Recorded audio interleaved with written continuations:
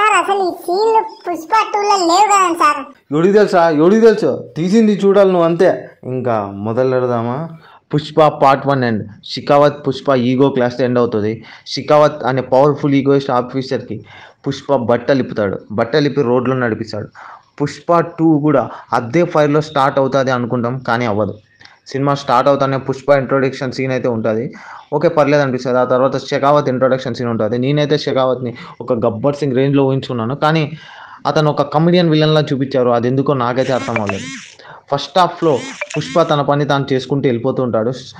అదే సరుకు దాటియడం, సరుకు బార్డర్కి వేయడం, ఇంకా పెద్ద పెద్ద వాళ్ళతో కలిసడం, అక్కడక్కడ కొన్ని ఈగో క్లాసులు రావడం, ఇలానే ఉంటుంది. షికావత్ పుష్ప ఎంట పడుతూ ఉంటాడు. అది సక్సెస్ అవ్వడు.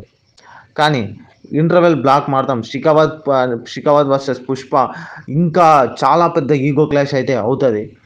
ఇంకా సెకండ్ పార్ట్లో వీళ్ళిద్దరూ రక్తం వచ్చేలా కొట్టుకొని ఎవడోడు పోతాడు, ఏదో చేస్తారు, మొత్తం ఆ ఎర్రచందన స్మగ్లర్స్ అందరినీ ఏదో చేసేస్తారు అన్నట్టు ఉంటుంది. అంటే చిత్తూరుని ఏమోటి చేసేస్తారు అన్నట్టు ఉంటుంది.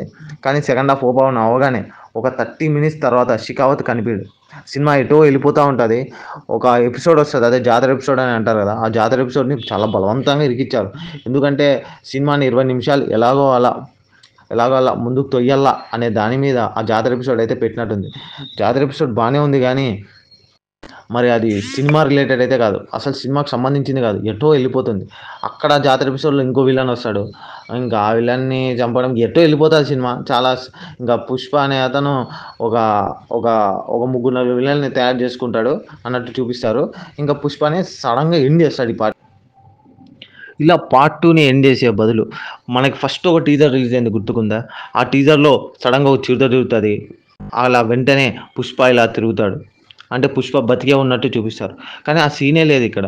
పార్ట్ 3కి వాడుకుందాం అనుకున్నారేమో, నాకైతే తెలియదు. కానీ ఒకవేళ నువ్వు పార్ట్ 2ని అక్కడ ఎండ్ చేసినా, ఎలాగో అలా చేసి అక్కడ ఎండ్ చేసినా కూడా ఒక మంచి హై అనేది వచ్చేది. కానీ ఇలా ఎండ్ చేయడం వల్ల, ఎటు కాకుండా ఎండ్ చేయడం వల్ల సినిమా అయితే నాకైతే అంతగా అనిపించలేదు. మరి పార్ట్ 3 కోసం వెయిట్ చేసేంత హైప్ అయితే క్రియేట్ అవ్వలేదు.